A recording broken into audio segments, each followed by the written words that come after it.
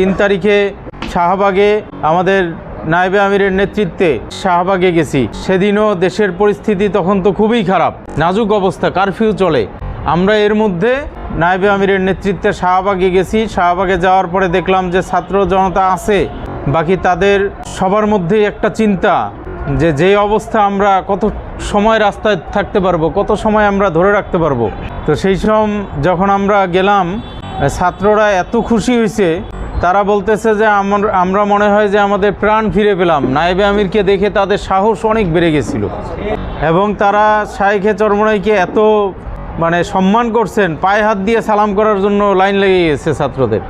ওই দিন আমাদের নায়েবে আমির যদি শাহবাগে না যেতেন তাহলে ছাত্ররা হয়তো পরে আর থাকার সাহস রাজপথে পেত না। আমাদেরকে পেয়ে তারা রাজপথে থাকার সাহস পেয়েছে এবং 5 তারিখ পর্যন্ত আমরা কিন্তু পুরোপুরি রাস্তায় ছিলাম এবং এই আন্দোলন সফল হয়েছে।